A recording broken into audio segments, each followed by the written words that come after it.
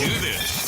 It's the Real Jonathan Smith Show on Indie Sports Ticket, 1430 AM, 93.9 HD2, and always on the free Indie Sports Ticket app. What's going on? Welcome into the Real Jonathan Smith Show here on Indie Sports Ticket. Thank you for tuning in, no matter how you're tuning in, whether that's YouTube, Indie Sports Ticket. Head over there and subscribe. Maybe watch it on Twitter, __ Jonathan Smith, if you want to follow me there and watch the show. You can also listen to the Sports Ticket app, which you can download wherever you find your apps. Once again, though, no matter how you're tuning in, I greatly appreciate it. Happy Tuesday.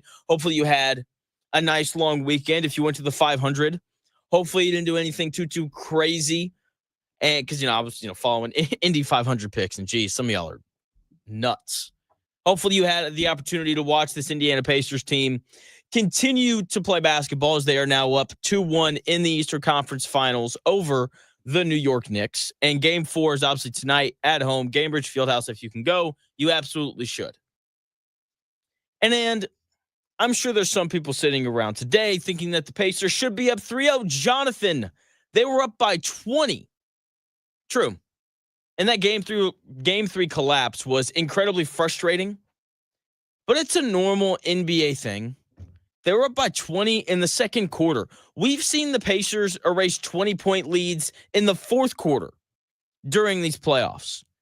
It's not that big of a collapse. Every NBA team goes on a run. The Pacers just so happened to go on all of their runs in the first half, and it led to them being up by 20. The Knicks went on their runs to close the second quarter to shrink that lead down to 13. They went on another one in the middle of the third quarter, and then they went on another one at the end of the third / start of the fourth. And the Pacers, they had opportunities to go on runs, so many chances, and they just didn't hit shots. Pacers were 5 of 25 from 3 in that game. I don't care how big your lead is. I don't care if you're up 30. If you're only going to make 5 threes, good luck winning NBA basketball games. You have to shoot the ball better than that. And when I saw that number after the game, I immediately wasn't super alarmed. Okay, they only gave up 106 points. That is a testament to this Indiana Pacers defense and how much better it has been compared to the start of the season. You gave up 106 points to a good New York Knicks team on a night where they had guys like Landry Shamet making shots. The defense was fine. The issue was they just didn't make shots. And I'm no genius, but you have to make shots if you want to win games. I know that is just breathtaking analysis, but that is the very simple reality of it. And when the Pacers had open looks, they just didn't make them. Once again, 5 of 25 from 3 is unacceptable. And 5 threes is the fewest number of threes that the Pacers have made in a game, regular season or playoffs, since last year. You literally go back a year to the day.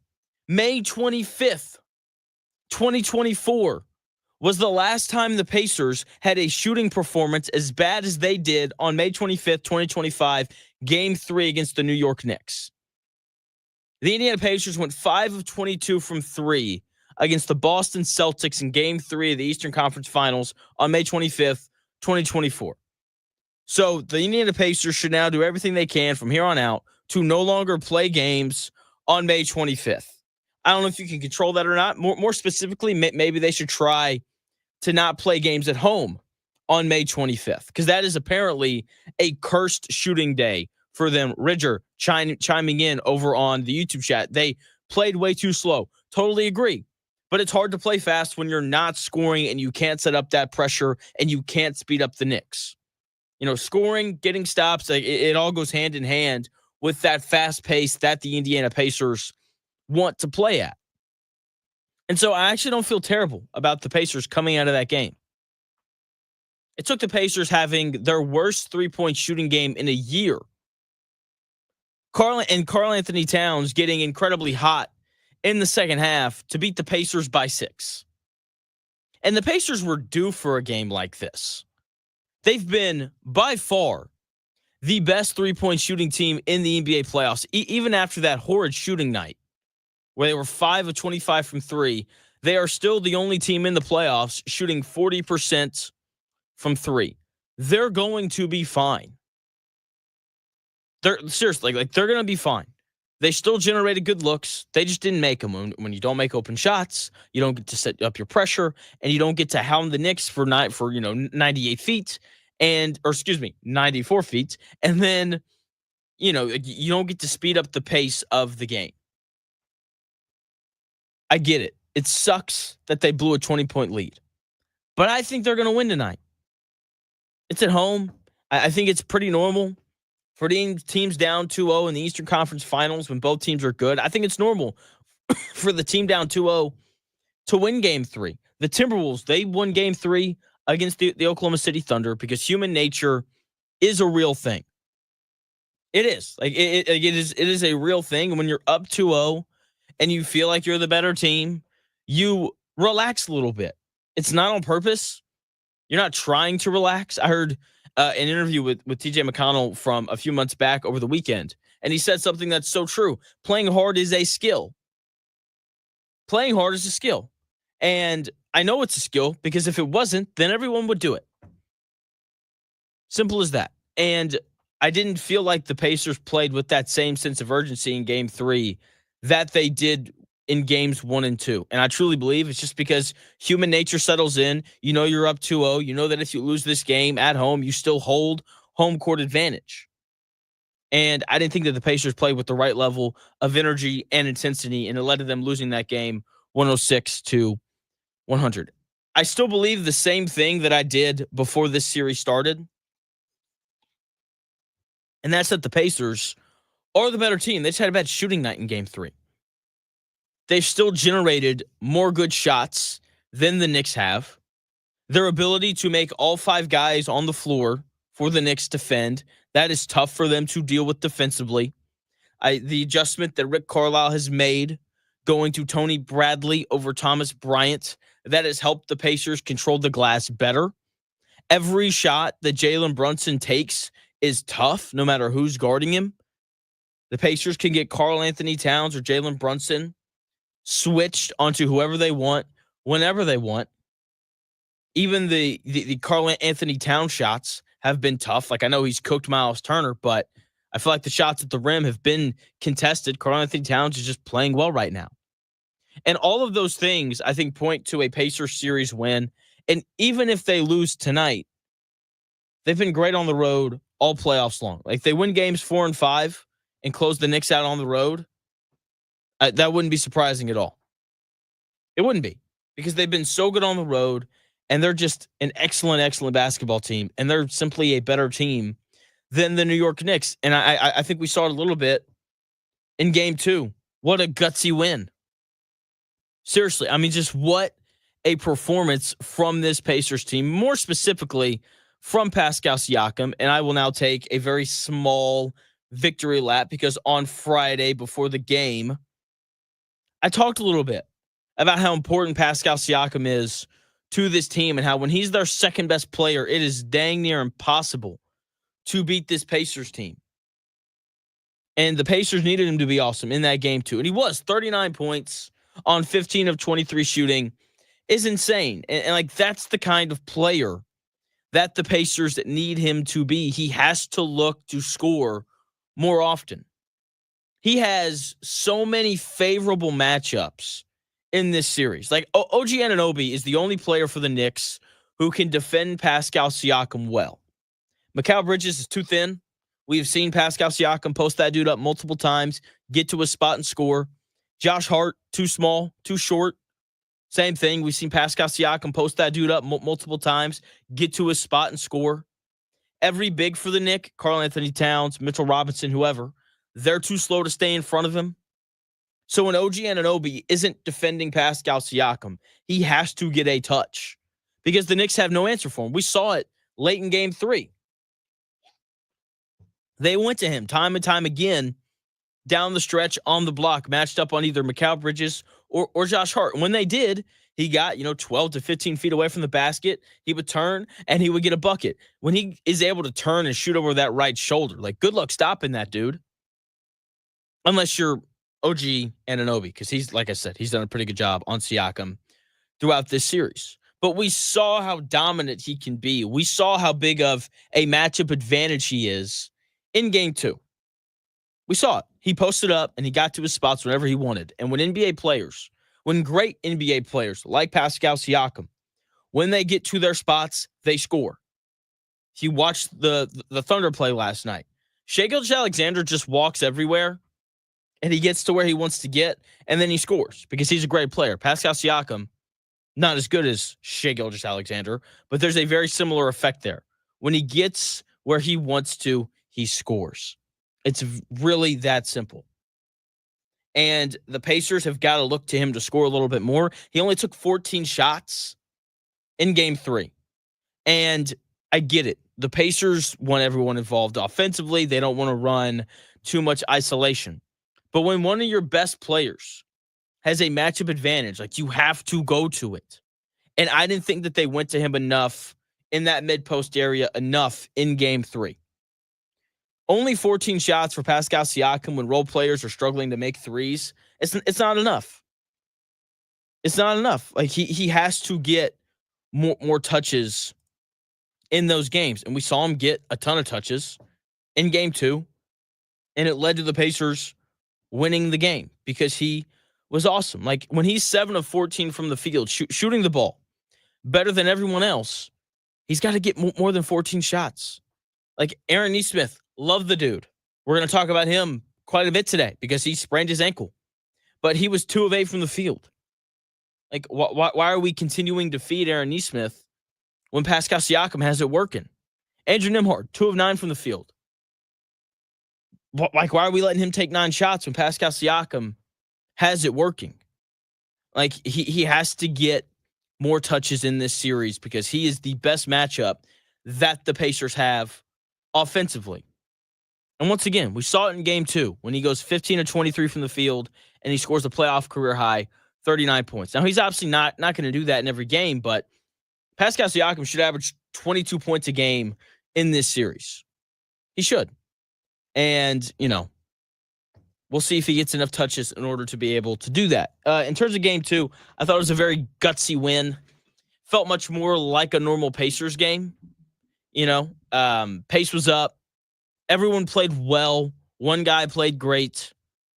The Pacers had 6 players in double figures. Usually when the Pacers get 6 players in double figures, they tend to win because that usually says that everyone on the offense is playing well. It means that the Pacers are getting open shots consistently. So game 2 felt like much more of a normal Pacers game. They made open threes, 13 to 30 from 3. They did a much better job of not fouling.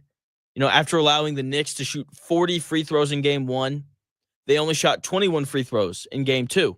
And in game 3, the Pacers fouled, a little bit too much. Part of that is because the Knicks shot six free throws late in that game when the Pacers were just trying to extend it. The Knicks ended up shooting 30 free throws. They were 27 to 30 from the foul line. See, that's the thing. If you foul the Knicks, like, they're going to make you pay.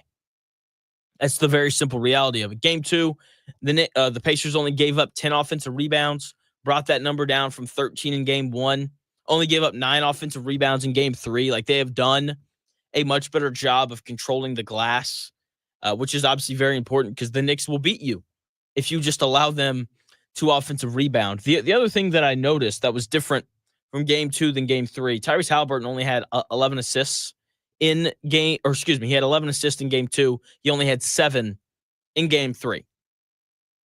And games where, Haliburton scores 20 and Siakam scores 20 and Haliburton has 10 or more assists, the Pacers tend to win those games.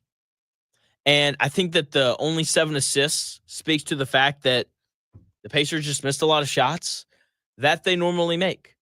So if they can continue keep the fouling cleaned up, if they can continue to rebound the basketball, and if they can just start making some open shots, then the Pacers are going to be fine. They're the better team. No way around it. We saw it in game 2. We saw it in game 1 with the epic comeback. But game 4 tonight, We have to see that style again. We have to see the up and down. We have to see guys making, open shots. And if they do that, then the Pacers will be fine because they generate more open looks than the Knicks do, and their defense is also better as well. By the way, game 2 on the road in New York, I was not able to get to New York, which really stinks. I really tried, and I was like, you know what? I don't think I want to pay $1 million for a ticket. I think I'm good. And I ended up going to the watch party. Watch party was a blast. If someone says, hey, I have an extra ticket to the watch party tonight, you should come with me, you should say yes. It was an absolute blast. So you show up, doors open, there is no assigned seating. It is first come, first serve. So it fills up relatively quickly. And you watch the game on the Jumbotron in Gamebridge. They have concessions open. So stop by the Moon Drops bar in Gamebridge if there's another watch party and if you're able to go. And it was so much fun. There was so much energy in that building. There were, a lot of kids running around and they were being loud and crazy. Eddie White was there getting people all turned up. It was great. And the energy in that building was just outstanding. And it is just a reminder of how great of an environment Gamebridge Fieldhouse is whenever the Pacers are good. It was so much fun to be there. Obviously, the Pacers win game 2. It's me, my wife, our 2 friends. We're walking out of Gamebridge, and an F New York chant breaks out. My buddy sends me a video of a Knicks fan fighting a Pacers fan. It was great. It was awesome. So if you get invited to the Gamebridge Fieldhouse watch party for game 5 on Thursday, you should absolutely go. You should absolutely go because it was an absolute blast. And if I get invited, I will be going again. When we come back here in about 4 minutes, while I do think that the Indiana Pacers are still better than the New York Knicks have figured something out that is very important, and I'm very intrigued to see how the Pacers respond to it. How do they adjust to this thing that the New York Knicks have figured out? It's very important.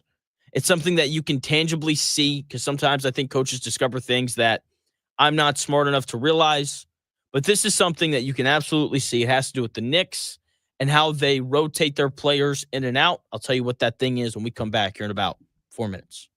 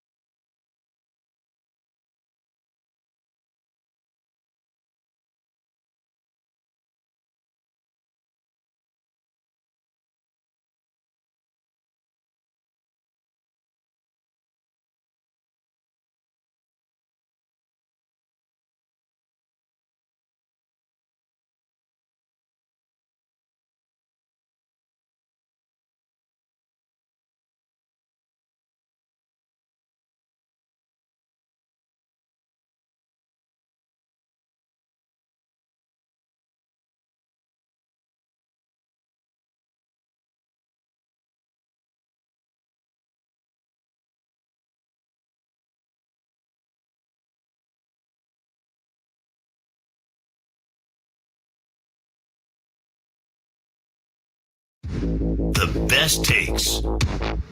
Maybe. The Real Jonathan Smith Show on Indy Sports Ticket 1430 AM, 93.9 HD2, and always on the free Indy Sports Ticket app. What's going on? Welcome back to the Real Jonathan Smith Show here on Indy Sports Ticket. Thank you for tuning in, no matter how you're tuning in, whether that's YouTube, Indy Sports Ticket. If you want to head over there and subscribe, maybe watch it on Twitter, __ Jonathan Smith, if you want to follow me there. Maybe you're listening via that Indy Sports Ticket app, which you can download wherever you find your apps. Now, game 4 tonight, going to be a big one. And I'm kind of worried because the Knicks have figured something out that I think is incredibly important, and it will dictate the outcome of this series.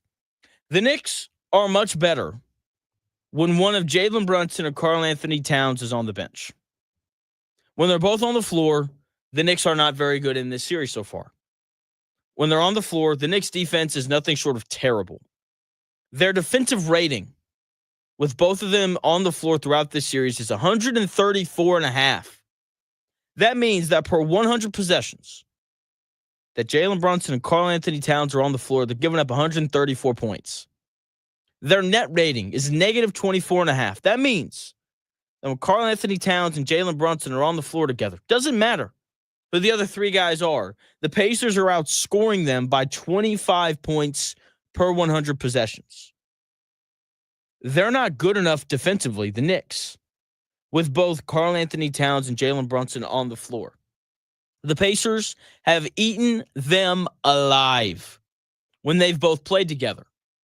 And their offense hasn't been good enough for the Knicks to justify having both of them on the floor. Their offensive rating is only 110 when they're both out there. That is a testament to this Indiana Pacers team and their defense. When both Brunson and Karl Anthony Towns, two excellent basketball players, are playing together, the offense is good, but it's not great.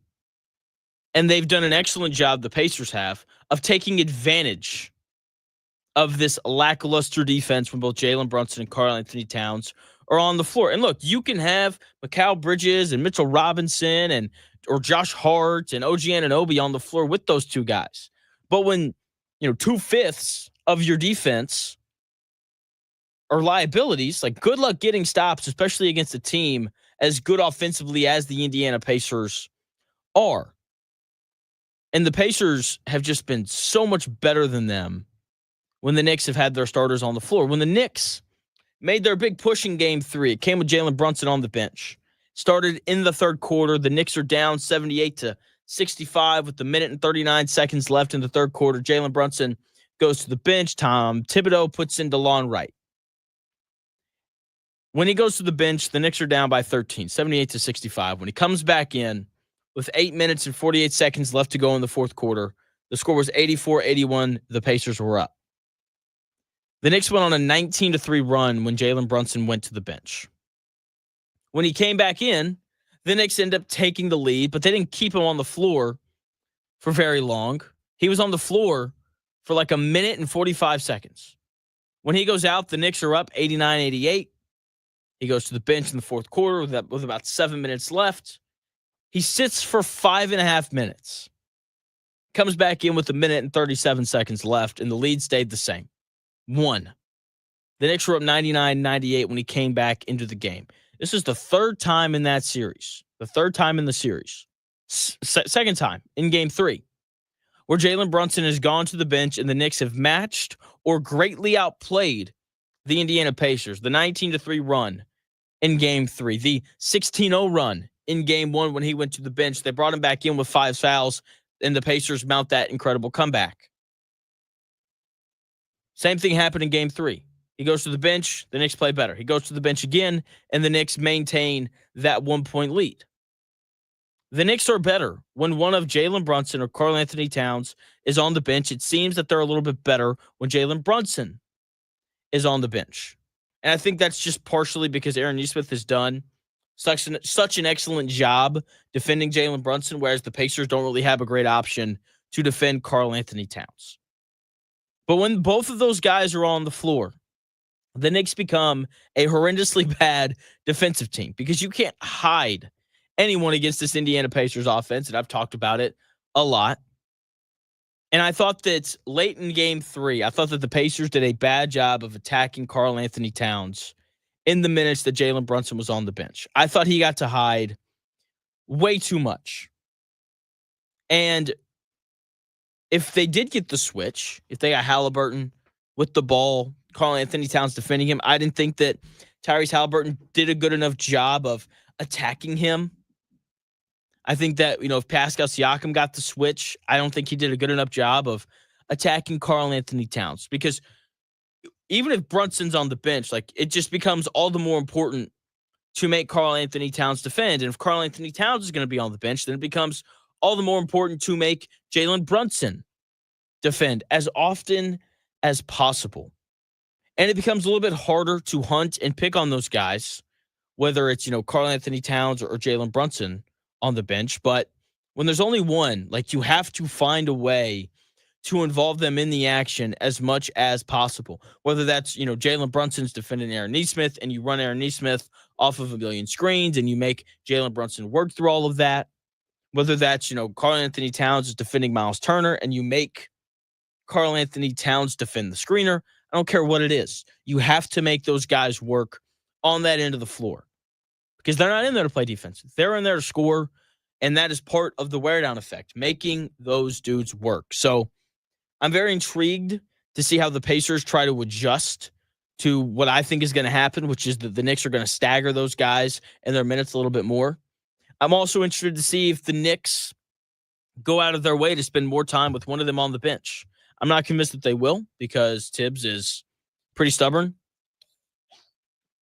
I still think part of why he did it is because Karl Anthony Towns and Jalen Brunson each struggled with foul trouble again. And he's got this reputation of being stubborn. I am not completely convinced that he's going to stray from the starting 5 that he has ridden with all year and all playoffs long. But we're going to find out tonight in Game 4. Game 4 tonight, obviously a big one. I expect for the Indiana Pacers to win. The Pacers did all that work in the first 2 games, and it would just be such a shame if they just pissed it all away and lost back-to-back, home games and just gave away home court advantage. It's a possibility. The Knicks are good. Maybe Towns goes for 55 tonight. They've clearly figured some things out, like they're terrible defensively with Jalen Brunson and Karl Anthony Towns together on the floor. Who would have thought? The Pacers have to win tonight. While this team has been very excellent on the road, winning a 3rd game at Madison Square Garden, that's a tall order. Could they do it? Absolutely. We've seen them win 2 games there already. Tyrese Halliburton has been better on the road than he's been at home this year in these playoffs. So could they win a 3rd game in Madison Square Garden? Yes, they absolutely could. But I prefer it if they just won tonight, go up 3-1, then give yourself 3 chances to close it out, whether that's at home or on the road. They're the better team. The Indiana Pacers are. They are the better basketball team. They're favored by 2.5 points tonight. So I expect for them to win. But Aaron Nesmith, is Aaron Nesmith going to play? Yes. He's going to play. I get it. His ankle touched the earth when he rolled it in Game 3. But the dude came back in. I get it. The ankle sprain looked nasty. They probably shot him up with some horse tranquilizer or something crazy like that. But he played the final 7 minutes of Game 3. He defended Jalen Brunson for the final 98 seconds of that game and defended him well. He moved normal. I went back last night and I rewatched the final 7 minutes and just locked in on Aaron Nesmith. How was he moving? And he moved well, especially on defense. So I expect for him to play tonight, and I expect for him to be just fine. With that being said, I am not a doctor, and sprained ankles are weird. He could have woken up yesterday, and his ankle could be the size of a bowling ball. I doubt that happened, but it could have. Either way, the Pacers need him tonight. He's done the best job of making life tough on Jalen Brunson. Andrew Nembhard has been better on Jalen Brunson this year than he was last year, but Aaron Nesmith has been the best defender on Jalen Brunson by far. If there's no Aaron Nesmith tonight, I'll be interested to see if we see any Jarris Walker. I'll be interested to see if we see a little bit more Benedict Mathurin, who only played 8 minutes in game 3. But hopefully Aaron Nesmith's fine and he's able to play tonight. In order for the Pacers to win, Tyrese Halliburton has to get to the rim more. He's driving me crazy in these playoffs. His three-point shot, it's not falling right now. And he continues to be an elite scorer at the rim and from the mid-range. He also continues not to utilize that part of his game enough. Game 3, he was 5 of 7 from inside the three-point line, but he took 8 threes and he only made 2. He's not shooting the ball well from 3 right now. He's only shooting 33% for these playoffs. He doesn't need to take 8 threes when he's struggling like this, especially when he's great at the rim and he's great from the mid-range. I would like to see him utilize that a little bit more when he's not consistently making threes throughout these games. Like, obviously, if he's open, he needs to shoot it because he's a career 39% three-point shooter. I just don't need the step backs. I don't need the pull-ups. Get to the rim, look to finish there. Plus, the more you go to the rim, the more you can play make because spacing starts at the rim. Pascal Siakam, he's got to be aggressive the same way that he was in game 2. He went after every mismatch. They went to him late in game 3, and he did the same thing. He got Josh Hart or Mikal Bridges on him, and he posted up and he scored. And the Pacers need more of that from him tonight. If he and Tyrese Halliburton can each score 20, if Halliburton can have 10 assists or more, then the Pacers will win. If Tyrese Halliburton has a 20-point double-double with assists, then they'll win because it means that the Pacers role players are making shots, which means that the offense is working and they're getting more open shots. Okay, they just didn't make shots in game 3. Okay, Pascal Siakam and Tyrese Halliburton combined to shoot 14 of 29. It's just under 50%. The best players for the Pacers were good. The issue is everyone else. Everyone else was 20 of 48 shooting. That's only 42%. If you take Miles Turner out of that, who was 6 for 12, but like only 1 of 6 from 3. If you take Miles Turner away, he was the other guys for the Pacers were 14 to 36 shooting. It's only 39%. They have to be better than that. They do. Hopefully, TJ McConnell continues to be a menace off the bench. Thought he was really good in game 3. But there's another guy off the bench for the Pacers who has just been non-existent in this series, and I'm very surprised by it. I thought that he would have a good series coming into this, and like I said, he's been non-existent. When he's on the floor, you don't even realize it, which is very uncharacteristic of this person. I'm going to tell you who this is and why I think we're actually going to start seeing better play from this person when we come back here in about 4 minutes.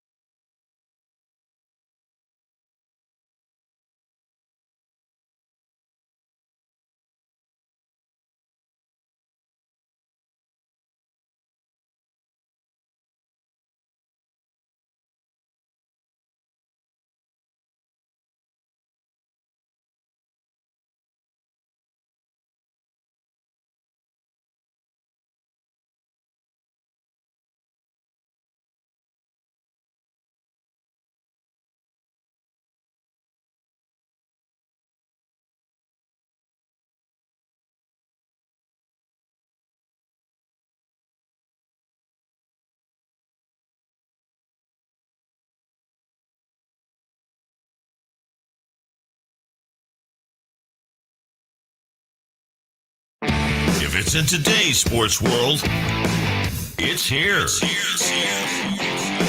The real Jonathan Smith Show on Indy Sports Ticket 1430 AM, 93.9 HD2, and always on the free Indy Sports Ticket app.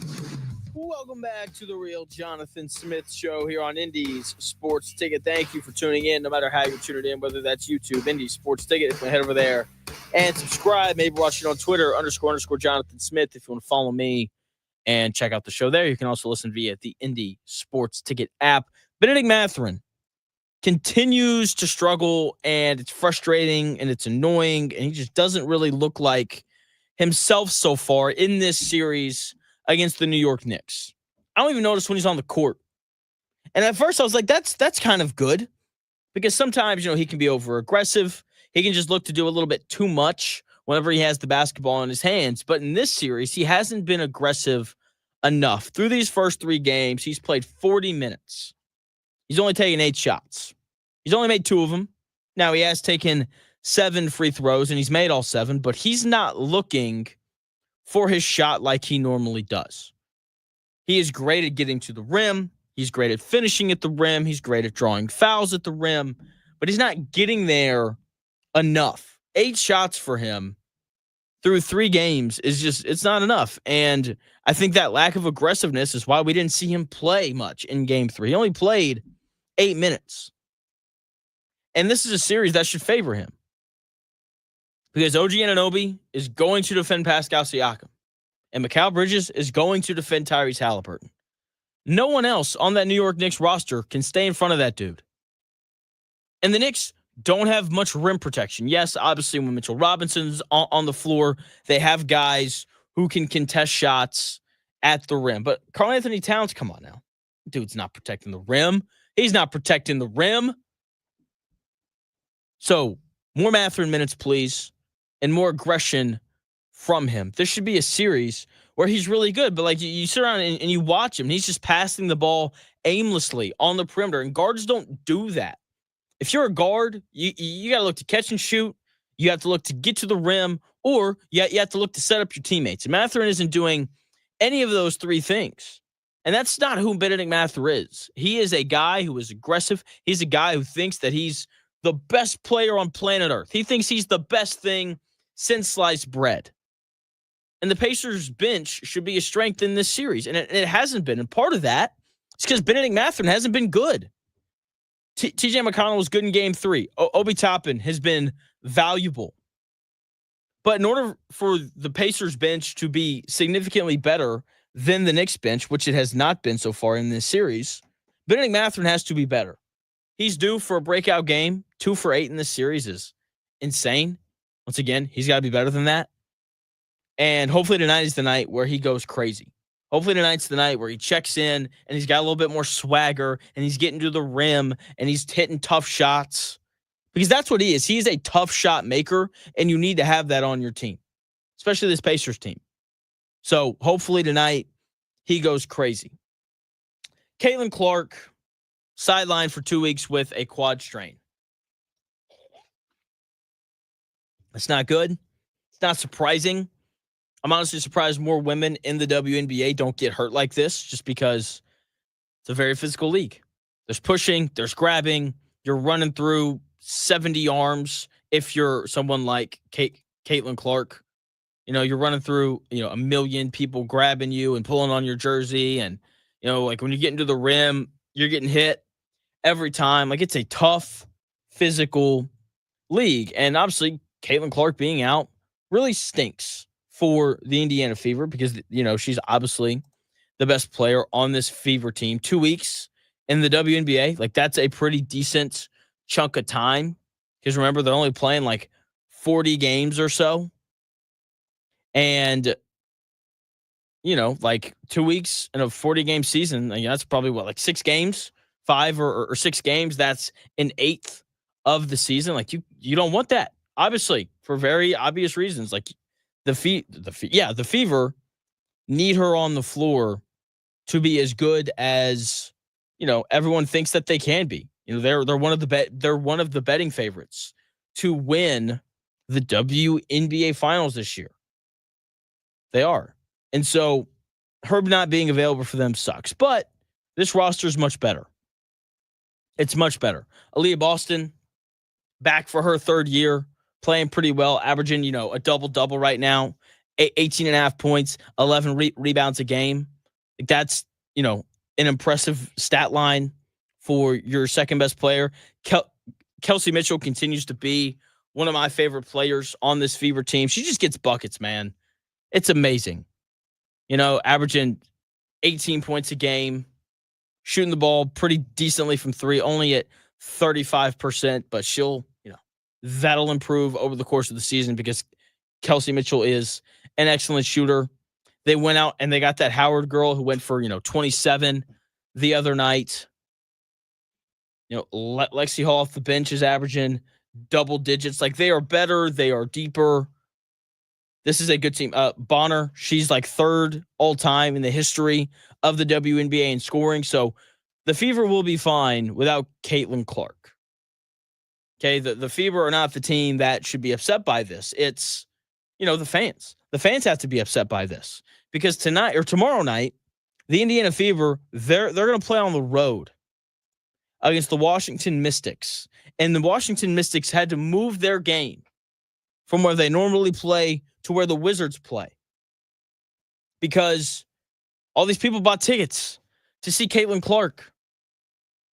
And they're not going to get to see her because she's hurt. It's like, oh, that's fine. They play the Washington Mystics again later in the year. Yeah, you're right. Tuesday, June 3rd, a week from today. Mystic fans who bought tickets to see Catilin Clark play in that game, they're not going to get to see her play then either. That's problematic. In fact, you can buy tickets to that game for $8. $8. And then next week as well, on Saturday, they go to Chicago. Everyone who bought tickets to see Angel Reese versus Catilin Clark, part 2 this year, they're not going to get to see it because Catilin Clark's not going to get to play. This is a major issue, not only for the Indiana Fever because their best player's out, but it sucks even more for the WNBA because their best and biggest attraction is out for 2 weeks. And I hope that we get to see the ratings for Indiana Fever games over these next 2 weeks. I want to know how many people are putting their tickets up for sale because they don't want to go see the Fever and their local team play unless Catilin Clark is there. I want to see how many less people are tuning into games when Catilin Clark isn't playing. I can tell you right now, I'm not going to watch because Catilin Clark isn't going to be on the floor. She is their biggest attraction. And the WNBA is going to take a hit because of this. And I'm very intrigued to see if we have some sort of ripple effect off of this. Do they start officiating her in a way that they should? Stars in the NBA get every call, and they should, because the NBA understands that stars are their product. Stars are the attraction. And if LeBron James is out for 2 weeks with a quad strain, then they're not going to sell as many tickets. People aren't going to show up to games unless people are going to tune in to watch the games. It's part of why they've tried to fix this whole load management thing. And when Catilin Clark doesn't play over these next 2 weeks and the numbers for the WNBA go down, I'm hoping that the commissioner of that league sits back and says, you know what? We have to protect our stars more. And it can't just be a Catilin Clark thing, because if they only protect her, if they only give her the benefit of the doubt on these calls, then, people will call racism and favoritism and all those things. It needs to go for every star. Because I'll be honest, I like watching Sabrina Ionescu play. I like watching Asia Wilson. I like watching Kelsey Plum for the Sparks. This is something that needs to happen for the WNBA, because your teams are not your attraction. It's your stars.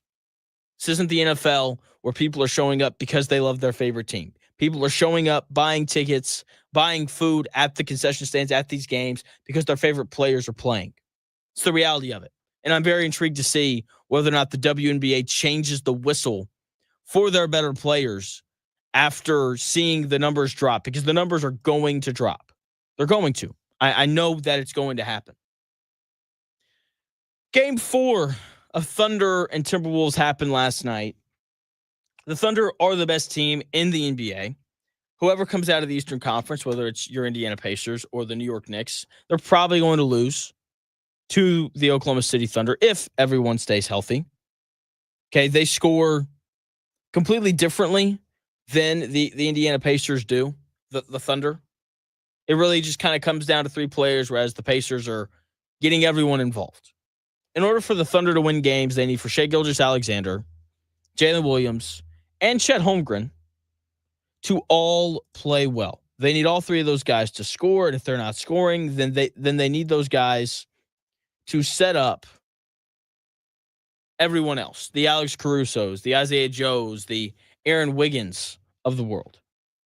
But Shai Gilgeous-Alexander, Jalen Williams, and Chet Holmgren, they do like 90% of the scoring for this Thunder team, and because of that, some people questioned them coming into this postseason.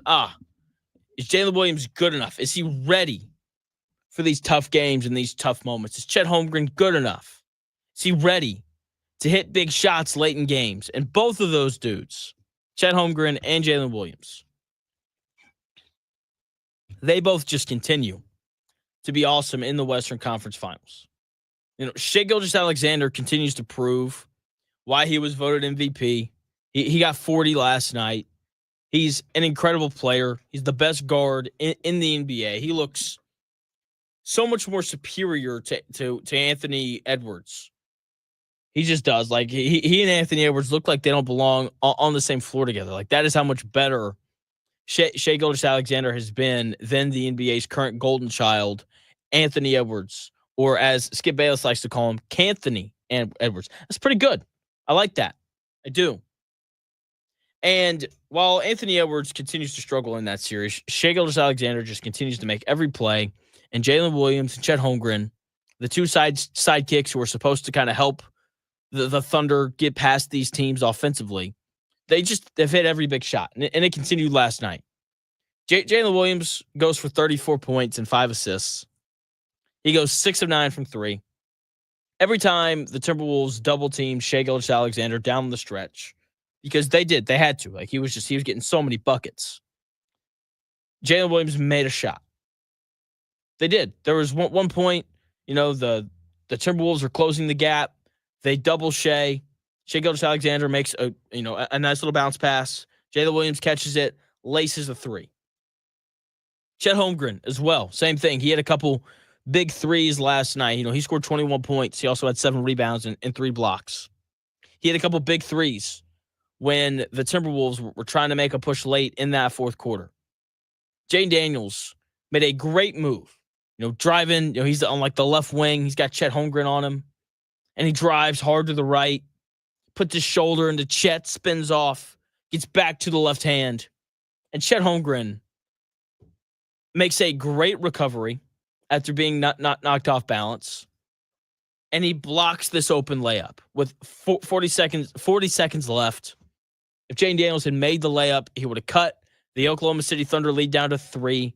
But Chet Holmgren makes just an incredible play, blocking a really tough shot. And the Thunder continue to be great defensively, obviously anchored by Chet Holmgren. Anthony Edwards only scored 16 points. He was 5 of 13 from the field, only 1 of 7 from 3. Again, I'm asking Anthony Edwards to get to the rim more. 4 of 6 from inside the 3-point line, only 1 of 7 from beyond it. That's just not good. Like he's got to get to the rim more. And this Thunder defense just continues to make things incredibly tough on him. It is the single best unit in the NBA.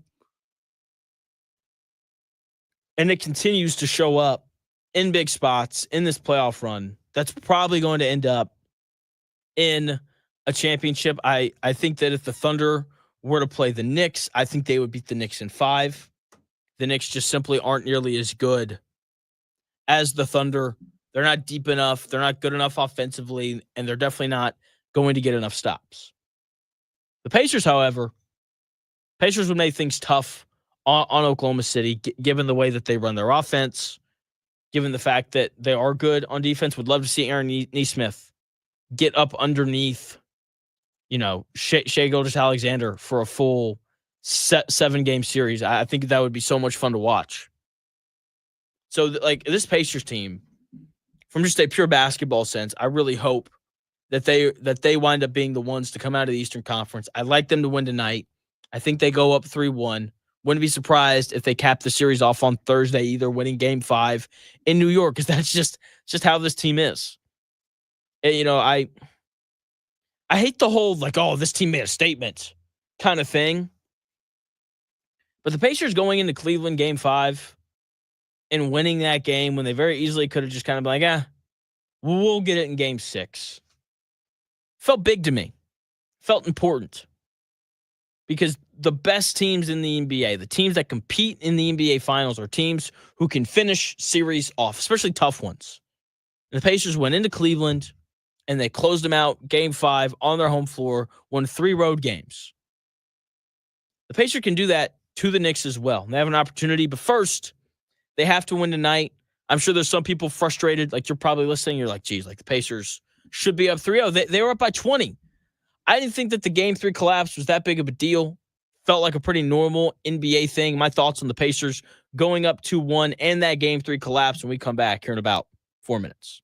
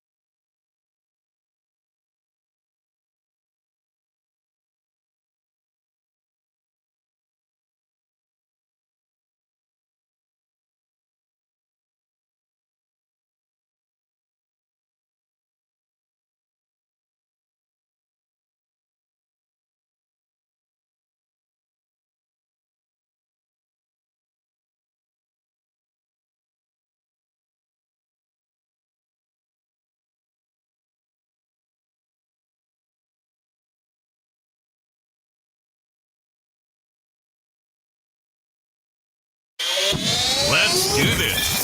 It's the Real Jonathan Smith Show on Indy Sports Ticket, 1430 AM, 93.9 HD2, and always on the free Indy Sports Ticket app. What's going on? Welcome back to the Real Jonathan Smith Show here on Indy's Sports Ticket. Thank you for tuning in, no matter how you're tuning in, whether that's YouTube, Indy Sports Ticket, so head over there and subscribe. Maybe you're watching on Twitter, _ Jonathan Smith. If you want to follow me there, you can watch the show there as well. You can also listen via the Indy Sports Ticket app, which you can download wherever you find your apps. Hopefully you had a nice weekend. If you went to the race, hopefully you had a good time. Hopefully you observed Memorial Day, very important day in our country. So hopefully you had a nice long weekend, and hopefully you're able to tune in to some Indiana Pacers basketball while all that was going on. The Pacers are now up 2-1 over the New York Knicks. Game 4 happening tonight. And I'm sure some people were frustrated by the Game 3 loss. It was, because anytime you're up by 20, you just kind of expect to win. But I feel like Game 3 was kind of a normal NBA thing. The Pacers were up by 20 in the second quarter. Not that really that big of a collapse. Like, we've seen the Pacers come back down from, 20 or more in the fourth quarter. Right? So I didn't think that this collapse was too big of a deal. Like, every NBA team goes on runs. Pacers went on theirs early, got up by 20. The Knicks went on one to close the second quarter to get it to 13, and then they went on another one in the middle of the third quarter, and then they went on another one at the start of the fourth quarter. It's the way that it goes sometimes. Good teams go on runs, and the Pacers didn't go on any in that second half while the New York Knicks did. Okay, the Pacers had opportunities to go on runs. Generate an open three, and they'd miss it. That was really kind of the story of the night. They just didn't hit shots. They were 5 of 25 from three. 20% from three on the game. That's not good. I don't care how big your lead is. I don't care if you're up by 20. I don't care if you're up by 30. If you only make 5 threes in a game, you're not going to win. It's really that simple. If you're only going to make 5 threes and you're going to take 25, you're not going to win that game, especially in the NBA. And that was a historically bad shooting night for the Indiana Pacers. That is the worst they have shot the ball all year. All year, regular season or postseason. In fact, you have to go back to last year's playoff run to find a time when the Indiana Pacers shot the ball as poorly as they did in Game 3 against the New York Knicks. They went 5 of 22 from three against the Boston Celtics in Game 3 of the Eastern Conference Finals, May 25th, 2024. Fast forward 1 year later, May 25th, 2025, the Indiana Pacers shoot 5 of 25 from three in Game 3 of the Eastern Conference Finals.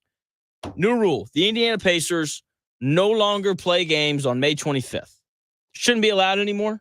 Pacers also shouldn't play games on the same day as the Indy 500. They are 0-4 the last 4 times we've had Pacers and Racers. No more games on May 25th for the Indiana Pacers. That just seems like a common sense thing. It's clearly a cursed shooting day for them for some reason. They're only allowed to make 5 threes on May 23rd or May 25th. Excuse me. So no more games on May 25th for the Indiana Pacers. Or if they do have games on May 25th, can we just play them on the road? Because if you lose a road game, you're like, whatever. It's when you lose games at home. That's when people freak out.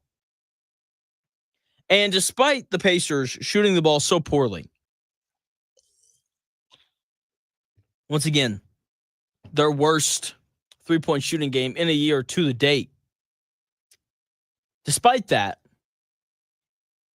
they only lost by 6. It took the Pacers having a horrific shooting game, Karl Anthony Towns scoring 20 points in the second half. It just felt like that dude couldn't miss. For the Knicks to beat the Pacers by 6. The Pacers were due for a game like this. They have been by far the best three-point shooting team in the playoffs, even after that horrid shooting night. They're the only team in the playoffs shooting 40% from three or better. They're going to be fine. And I like them to win tonight because water finds its level. Okay? Like they're not going to shoot 20% from three again. They may shoot 34%, but if they shot 34% from three in game 3, then they probably would have won. I also think it's pretty normal for the team down 2-0 in the conference finals to win game 3. We saw the Timberwolves beat the Thunder, a team that's much better than the Timberwolves. We saw them beat the Thunder by 42 in game 3. The Pacers were up 2-0 against the Cavaliers. The Cavaliers won game 3 here in Indianapolis. When the Pacers were up 2-0 over the Milwaukee Bucks in round 1, the Bucks won game 3 in Milwaukee. It happens. It is a normal thing because human nature sets in. When you're up 2-0, you know you've won 2 games on the road. You know the game 3 at home, obviously it matters. Obviously you want to defend home court, but it doesn't matter because you have home court advantage even if you lose. And no matter how hard the Pacers try, no matter how much they tell themselves how important this game is, they are not going to play with the same sense of urgency as the New York Knicks, because the New York Knicks, their season was legitimately on the line in game 3. And I thought that we saw the Knicks play with a little bit more urgency. I thought we saw them play with a little bit more force. I thought they did a good job of slowing the game down. Part of that is because the Pacers didn't make shots. When you don't make shots, you don't get to set your defense, which for the Pacers means that it's tougher for them to pressure the basketball. When you don't get to pressure the basketball, it's kind of tough to speed the other team up. So I still believe the same thing that I did before this series started. The Pacers are better. The Pacers are the better team. They just had a bad shooting night. 5 of 25. That's horrendous. They've still generated more good shots than the Knicks have in this series. Watching the Knicks try to defend all 5 guys for the Indiana Pacers, it's fun to watch because the Knicks don't really know how to do it. I think Rick Carlisle has done a good job of out-coaching Tibbs in this series, exchanging the Thomas Bryant minutes for Tony Bradley has helped the Pacers control the glass a little bit better. Every shot that Jalen Brunson is taking is tough, no matter who's guarding him. They're obviously at their toughest when Aaron Nesmith is guarding him, but still, I think Andrew Nembhard and Ben Shepherd and Mathurin a little bit have done a good job of making things tough on him. The Pacers can get Karl Anthony Towns or Jalen Brunson switched onto a favorable matchup pretty easily. And all those things point to the Pacers winning this series. Even if they lose tonight, they can still win the series. They've been that good on the road so far in these playoffs. And, we saw it in game 1, obviously, when they make the big comeback. We saw it in game 2 as well. And I'm going to start talking about game 2 with the slight victory lap. We had the Pascal Siakam game. On Friday, I talked about how much better this Indiana Pacers team is when Pascal Siakam is aggressive. And I thought in game 1, I thought he just scored within the flow of the offense, which isn't a bad thing. It means that, the offensive system's working. I think he scored 17 points. But Pascal Siakam is a good enough player that he can demand the basketball. And when he gets a mismatch, and there's a bunch of them for him in the series, he needs to demand the basketball. The Pacers are better when Pascal Siakam is aggressive. And he was aggressive in game 2. And the Pacers needed him to be. 39 points on 15 of 23 shooting is insane. That's the kind of player that the Pacers need him to be. He needs to look to score more often, like he did in game 2, because he has just so many favorable matchups in the series. OG Anunoby is the only guy for the Knicks that when he's defending Pascal Siakam, I'm like, yeah, Pacers probably shouldn't isolate Pascal Siakam here. It's the only guy. Mikal Bridges has proven to be too light in this series. Josh Hart, too short, too small. And every big for the Knicks is simply too slow to stay in front of Pascal Siakam. When OG Anunoby is not defending Pascal, he has to get a touch because the Knicks have no answer for him. We saw it in game 2. He posted up and he got to his spots whenever he wanted to. And great NBA players, guys like Pascal Siakam, when they get to their spot, they are going to score. We saw it last night in Thunder versus Timberwolves, if you watch Shai Gilgeous-Alexander, he just walked whoever was defending him down to his spot, and he scored. Seriously, like the best defenders in the NBA, they don't contest. They just keep great players from getting to their spots. And the Knicks only have one guy on their roster who can keep Pascal Siakam from getting to his spots. Okay, and I understand that, you know, the Pacers want to get everyone involved and they don't want to run too much isolation, which is right because that's when they're at their best. But when you have a mismatch advantage, you have to take advantage of it. You do. Like, you have to take advantage of it. And I didn't think that the Pacers did a good enough job of that in Game 3. Pascal Siakam only taking 14 shots when the role players are really struggling to make shots is problematic. It is. Like, he has to take more than 14 shots when Aaron Nesmith is only 2 of 8 from the field. He has to take more than 14 shots when Andrew Nembhard is only 2 of 9 from the field. He has to get more shots up. 14 is simply not enough. He got 23 off in Game 2. And rightfully so, because he had it working. But, you know, he needs to be closer to 20 shots than 10 shots. He needs to take 17, 18 shots a game. Same goes for Tyrese Halliburton, because those are the two guys in this series who can go get their own and create for other guys as well. Saw it in Game 2. I need more Pascal Siakam. I need it. 14 shots for him in Game 3, not enough. Game 2 also felt more like a normal Pacers game. You know, one guy played great. Everyone else played good. The Pacers had 6 players in double figures in that game. Look, when the Pacers have 6 guys in double figures, they're probably going to win. Right? That means that the offense is working. It means Halliburton is finding open dudes, and they're making these open shots, and it's good. Speaking of making open shots, they actually made threes in Game 2. They were 13 of 30 from downtown. They did a much better job of not fouling after allowing the Knicks to shoot 40 free throws in Game 1. The Knicks only shot 21 free throws in Game 2. That number got back up to 30 in Game 3. Part of that is because the Pacers were fouling late down the stretch, trying to extend the game. They only gave up 10 offensive rebounds in Game 2. Brought that number down from 13 in Game 1. Pacers have done a much better job of controlling the glass by going to Tony Bradley, an excellent adjustment that Coach Carlisle has made in this series. Tyrese Halliburton had 11 assists in Game 2, only had 7 in Game 3. And once again, I think that speaks to the shooting woes of Aaron Nesmith and Andrew Nembhard, two guys who really struggled. Nesmith only 2 of 8 from the floor. Nembhard only 2 of 9. Two guys that are normally more efficient than that.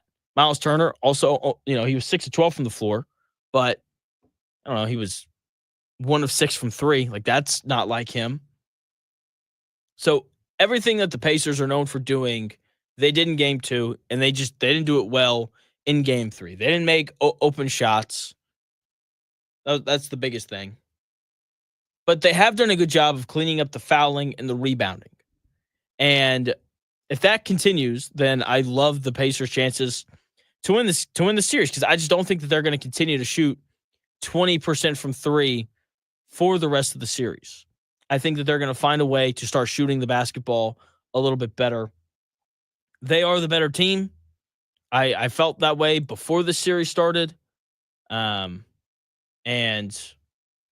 yeah, they're the better team. John Buzzard chiming in on Twitter saying I could be very wrong, but Aaron Nesmith went out with an ankle about the same time the Pacers' lead started to dissipate.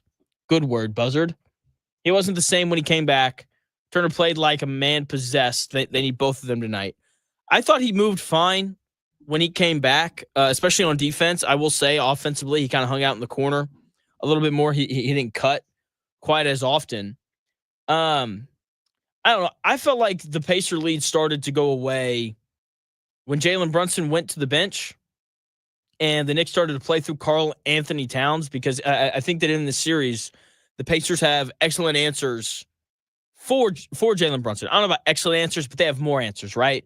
We've seen them put 6'6" Ben Shepherd on Jalen Brunson. We've seen them put Andrew Nimhard on Jalen Brunson. Obviously, we've seen them put Aaron Nesmith, Benedict Mathurin got minutes on him in game one. So, like, the Pacers have answers for Jalen Brunson. Like, they have options to make life tough on him.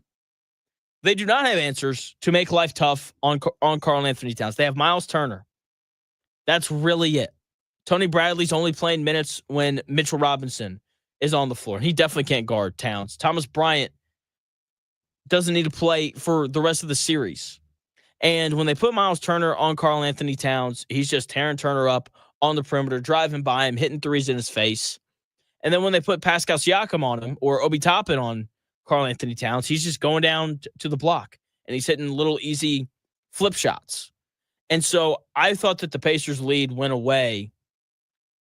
Not only when Aaron Nesmith went out, because that's true. Like he was off the floor while the Knicks worked the lead down.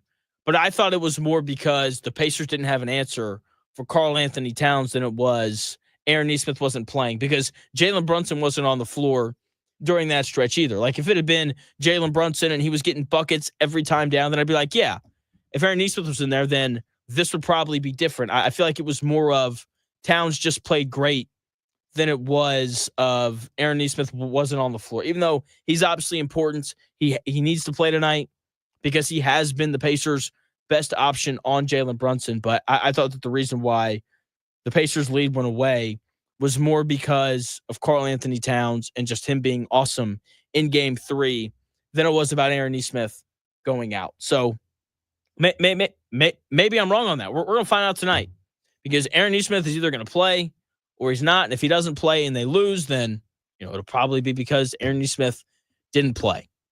By the way, game 5 is on Thursday. If you get an invite to go to the watch party at Gamebridge, you 1,000% should.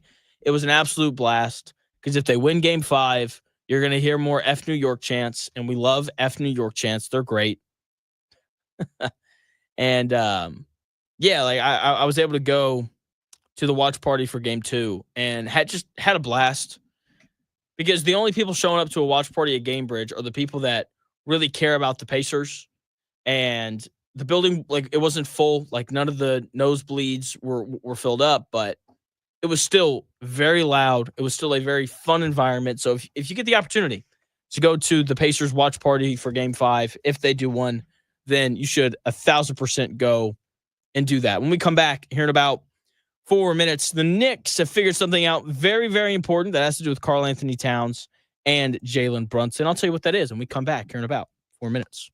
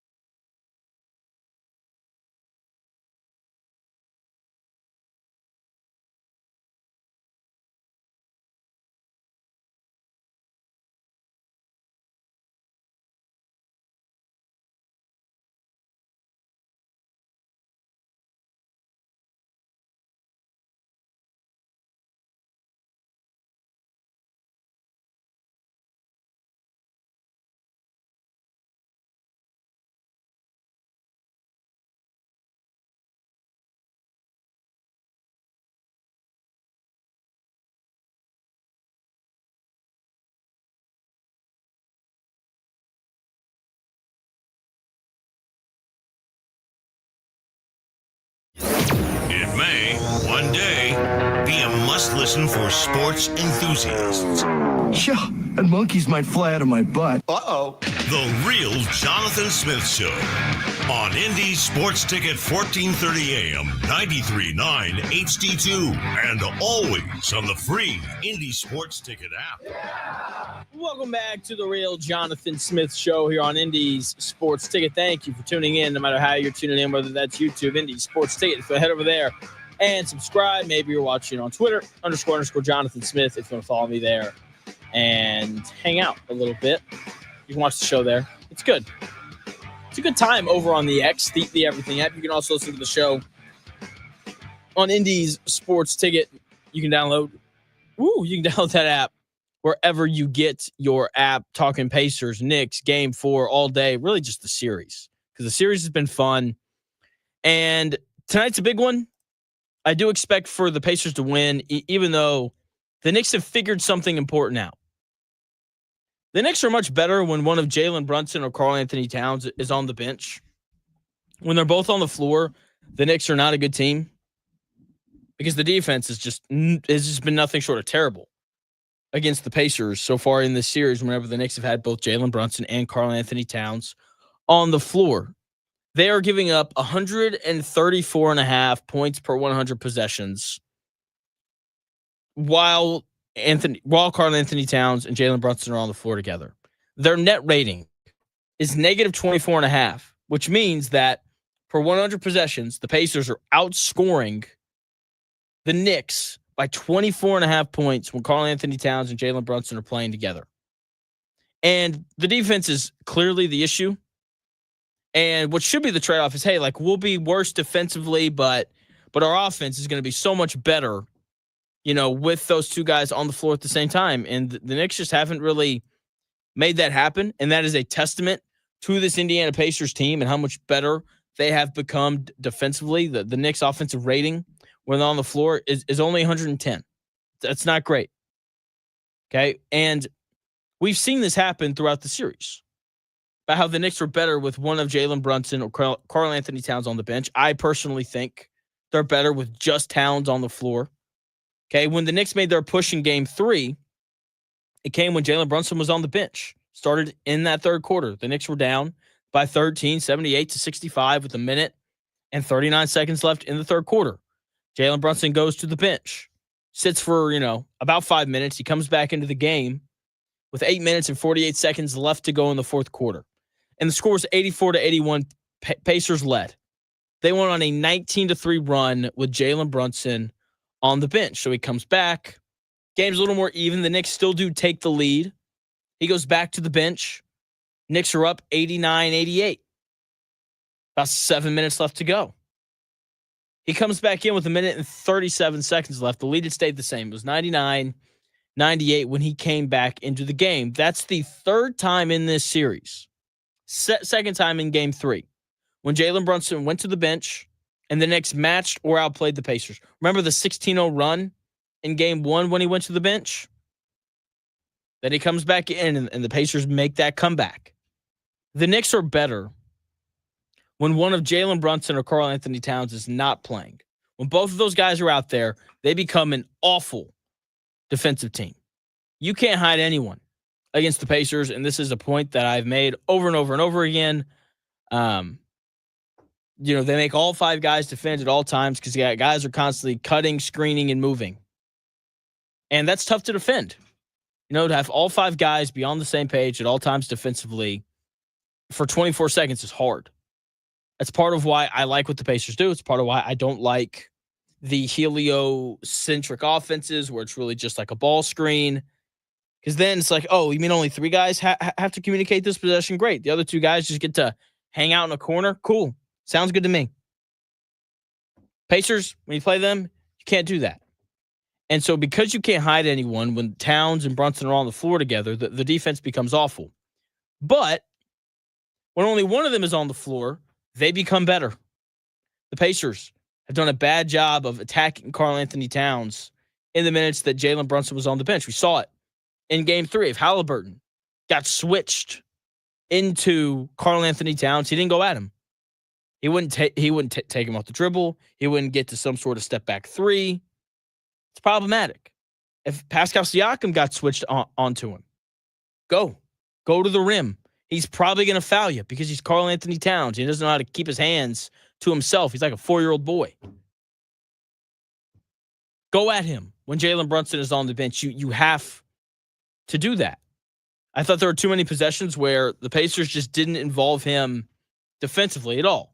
And you have to make one of either Jalen Brunson or Karl Anthony Towns, especially Karl Anthony Towns, defend as often as possible. Because Towns just loves to foul dudes.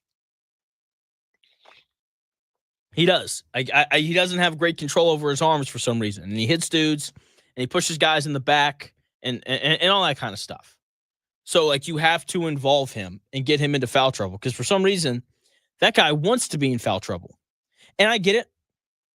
It's a little tougher to involve those guys when one of them's on the bench, whether it's Karl Anthony Towns or Jalen Brunson. But you have to find a way to get them involved. If Brunson is on the floor and he's defending Aaron Nesmith, Aaron Nesmith needs to run off of 4 screens. He does. He needs to be moving all over the place. If Karl Anthony Towns is on the floor, then he needs to defend the screener. And if he's not going to defend the screener, then make him defend the rim and go at him at the rim. Okay? I am so interested to see what Coach Tibbs does with his lineup because, he's not dumb. He's picking up on this. Does he stagger Karl Anthony Towns and Jalen Brunson in their minutes more? What does he do? What is the adjustment for him, having just kind of stumbled upon this? Because it's the only reason why those guys have played separately is because one of them has been in foul trouble. So how does Coach Tibbs kind of adjust to that? What is the Pacers' adjustment to that? I don't really know. I'm very intrigued to see what it winds up being, but one way or the other, Pacers, they have to win tonight. They did all that work in those first 2 games. It'd just be such a shame if they gave home court advantage back tonight. And it is a possibility because the Knicks are good. Mainly Jalen Brunson has a game where he scores 1,000,000 points and he hits 9 threes. Brunson's good enough to do that. Towns is good enough to do that as well. Like I said, they figured some things out by splitting up, Brunson and Towns. They're better. Who would have thought? You have 2 of the worst defenders in the league on your team. If you play them together, who would have thought that you'd just be terrible on defense? Okay, the Pacers have to win tonight, though. Because winning a 3rd game in Madison Square Garden, while possible, because it is possible, it would be tough. It would be. It would be tough for the Pacers to win a 3rd game in Madison Square Garden. They could do it because they've been great on the road so far in these playoffs. They won 3 games on the road against Cleveland. But I would personally just prefer it if they won tonight. Go up 3-1. Give yourself 3 chances to close it out like the Oklahoma City Thunder did last night against Minnesota. The Pacers are the better team. So I expect them to win tonight. I expect them to not shoot 20% from 3 again. But with that being said, Aaron Nesmith is very important. And he may not be available tonight. He is listed as questionable. He's a game time decision. I think he's going to play. He came back in the middle of game 3, because he stepped on Jalen Brunson's foot. He rolled his ankle. Looked nasty when it happened, but he played the final 7 minutes of game 3. And I thought he looked fine while moving around on defense. I thought that he got a great contest on Jalen Brunson when he hit that tough floater, running right, floating it back up with his left. Really tough shot. Really good defense from Nesmith. My point proven right there. He looked fine moving around, even when he was defending Bridges. He looked fine. So hopefully he plays tonight. I expect for him to play. They'll shoot him up with something, I would think. With that being said, sprained ankles are weird. And he could have woken up yesterday and his ankle could be the size of a bowling ball and he may not be able to get a shoe on his foot and all those things. Okay, I doubt that happened, but it could have. Either way, the Pacers need him tonight. He's done the best job of all of the defenders that the Pacers have put on Jalen Brunson of making his life tough. Andrew Nembhard has been better on Brunson this year than he was last year, but Aaron Nesmith has been the best defender on Jalen Brunson, and I don't really think it's close. So hopefully he plays tonight because the Pacers need him to win this game. Tyrese Halliburton, he's got to be better. And by better, I mean he has to get to the rim more. His three-point shot, it's not falling right now. Like he's shooting 33% from three so far during these playoffs. He is an elite scorer at the rim and from the mid-range. And he just continues to not utilize those parts of his game enough. He was 5 of 7 from inside the three-point line in game 3. Okay, he took 8 threes. He missed 2 of them. Or excuse me, he only made 2 of them. He's just not shooting the ball very well from 3 right now. And that's okay. But when you're not making threes, you have to get to the rim. Especially when you're Tyrese Halliburton and you're great at the rim and you're great from the mid-range. I would like to see him utilize that a little bit more in this game 4 because the Knicks are going to give it to him. He's going to come off ball screens. Whoever's defending him has to go over the screen because, if you go under, he can make a 3. So they're going to go over. Karl Anthony Towns is going to be in drop coverage. And you can just hit you can hit that little pull-up. You can hit that floater, or you can, hesitate and then go all the way to the rim. And when you do that, right, that opens up more opportunities to play make as well. So I hope we see a more aggressive Tyrese Halliburton. I hope we see him get to the rim a lot more tonight than what he did in game 3. Pascal Siakam, he has to be aggressive again, like he was in game 2. He went after every mismatch and he scored. Late in game 3, we saw it. They went away from him though, which was a little annoying. But when Pascal Siakam gets Josh Hart or Mikal Bridges on him, you have to post him up and you have to give him an opportunity to score. Because the worst thing that happens is you get a shot that you like and Pascal Siakam misses it. The Pacers need more from him tonight, and they need more from Halliburton. If Siakam and Halliburton can each score 20 points, and if Halliburton can have 10 assists or more, then the Pacers are going to win. Because when Halliburton has 10 assists or more, it means that the Pacers role players are making shots. They just didn't make shots in game 3. I don't think that they're going to shoot 5 of 25 from 3 again. I expect for Siakam and Halliburton to be, similarly efficient in game, tonight as they were in game 3. Siakam and Halliburton combined to shoot 14 of 29 from the floor. That's obviously just under 50%, but everyone else struggled. Everyone else was 20 of 48. That's only 42%. You take Miles Turner out of that, who shot 6 of 12 from the floor. They were 14 to 36. That's only 39%. Look, if your role players only make 40% of their shots, good luck. Good luck. So everyone has to be good for the Pacers in order for them to win. Usually they are. Usually they can find some collection of 5 guys that play well. I thought Miles Turner was really good in game 3. He just had that 3 go in and out. But we'll see. We'll see. Everyone for the Pacers tonight, I think is going to play well. I think Halliburton plays awesome. And I think Pascal Siakam gets a couple big buckets late. Pacers are favored by 2.5 points last time I checked. And I can't wait for this game tonight. 8 o'clock, Gainbridge Fieldhouse. If you're going, I'm jealous. Be loud.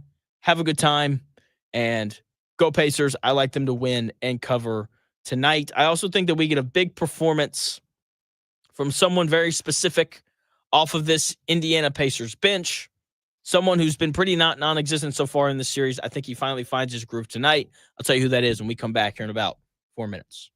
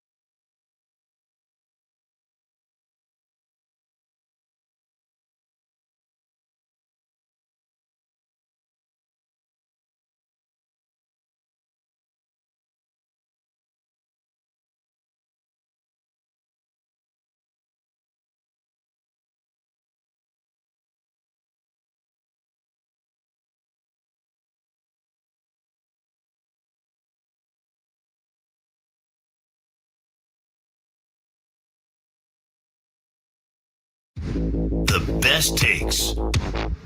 Maybe. The Real Jonathan Smith Show on Indy Sports Ticket 1430 AM, 93.9 HD2, and always on the free Indy Sports Ticket app.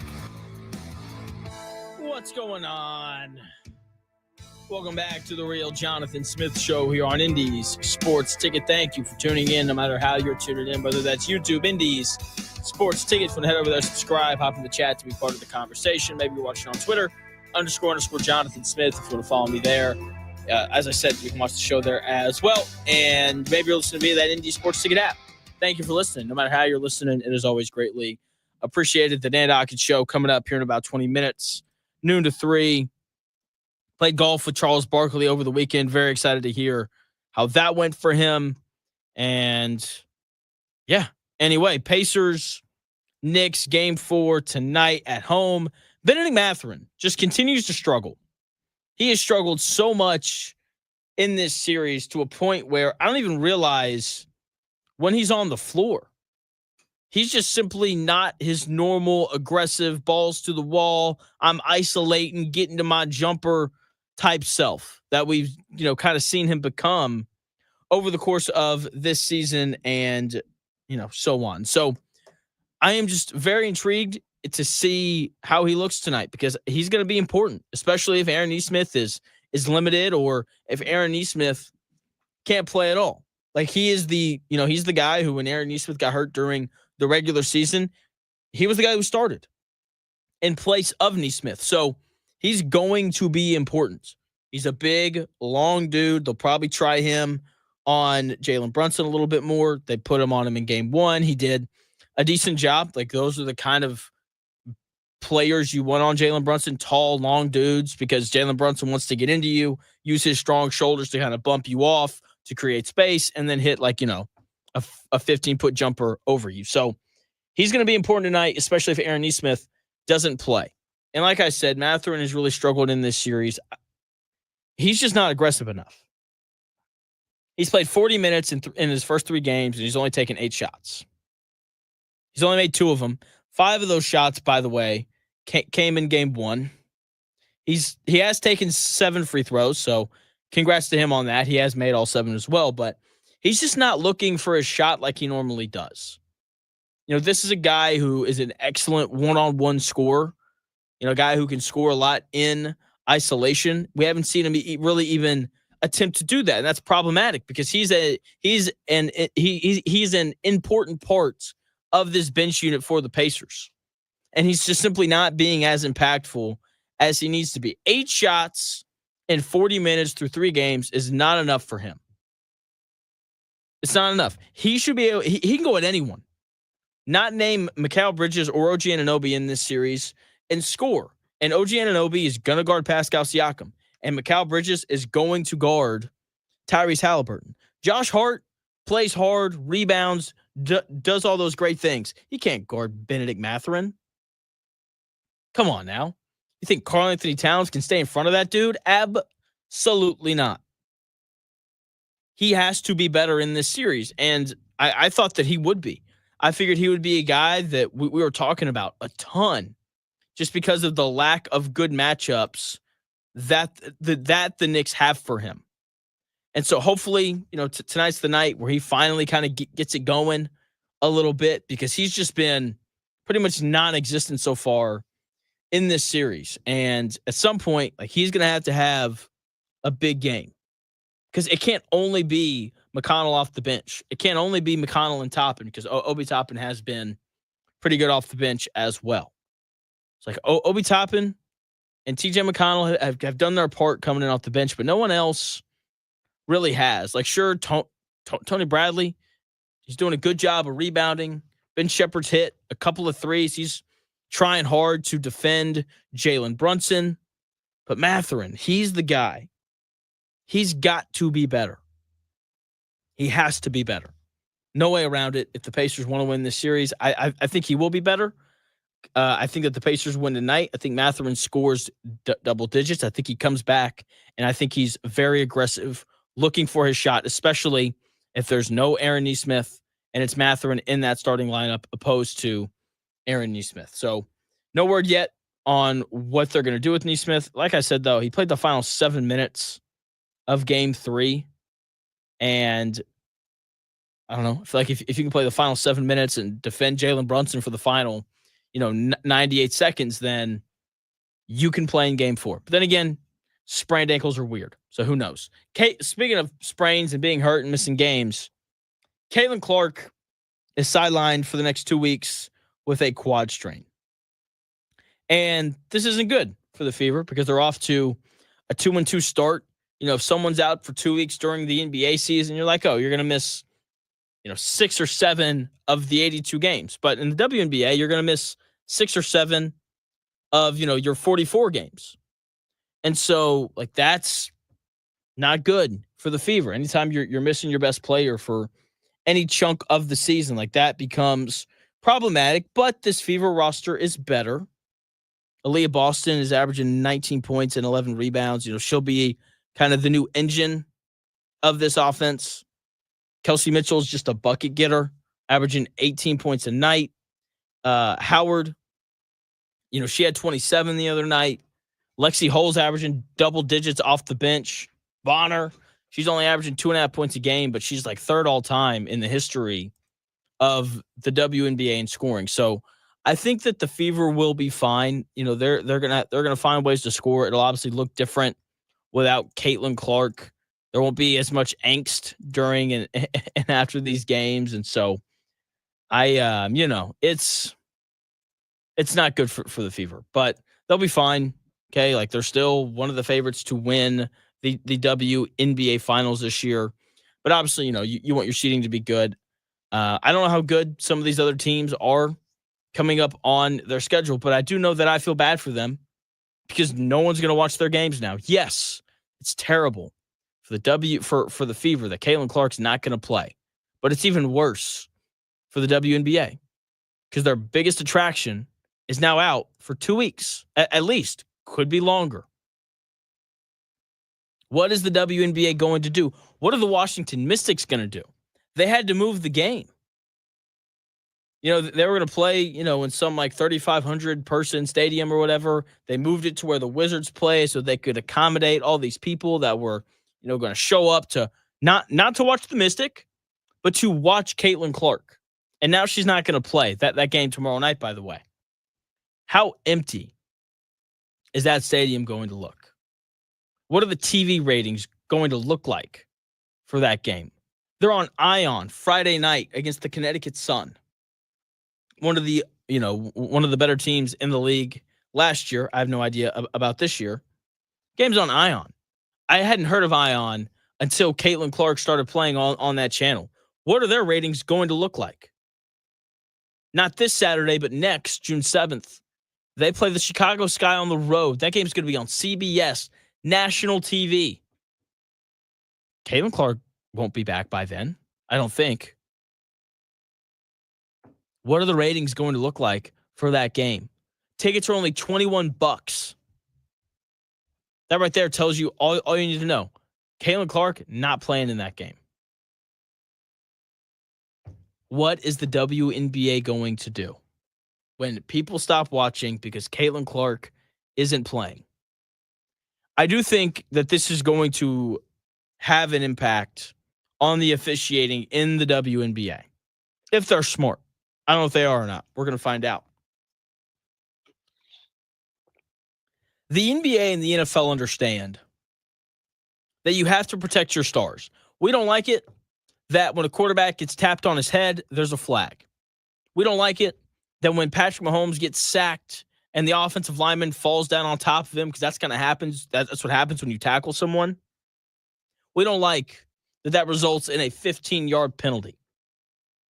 We don't like it. But the NFL is doing what it should do. It is protecting the most important entity of their game, and that is the quarterback. In the NBA, Shai Gilgeous-Alexander gets all the calls. LeBron James gets all the calls. Steph Curry gets all the calls. James Harden gets all the calls. You can just keep working through all of them. The best players in the NBA, they get the benefit of the doubt when it comes to when those guys get fouled. You know why? Because the NBA doesn't want those players to get hurt. You know why the NFL, throws a flag every time a quarterback gets touched in the head because they want to keep their quarterbacks healthy, because that's why people are tuning in to see Josh Allen and Lamar Jackson and Mahomes and Joe Burrow and the rest of those dudes. The NBA, people are tuning in to see Tyrese Halliburton and Anthony Edwards and Shai Gilgeous-Alexander and LeBron James and Steph Curry. They're not tuning in to watch the Lakers. They're tuning in to watch LeBron. And for some reason, the WNBA is yet to be able to figure that out. People are not tuning in to watch the Indiana Fever. They're not. They're tuning in to watch Catilin Clark. They're not tuning in to watch the Las Vegas Aces. They're tuning in to watch A'ja Wilson. That is why people tune in to watch basketball. It's about the player. It's not about the team. It's not. And the WNBA's biggest attraction is going to be out for 2 weeks. And I'm very intrigued to see if the officiating of Catilin Clark changes after this game. I'm very intrigued to see if it changes, not just for her, but for everyone else across the league. Because it's not just her. Like, I don't mind watching Sabrina Ionescu play. I don't mind watching A'ja Wilson play. And I would be very intrigued to see, or I will be intrigued to see what the ratings look like while Catilin Clark is out.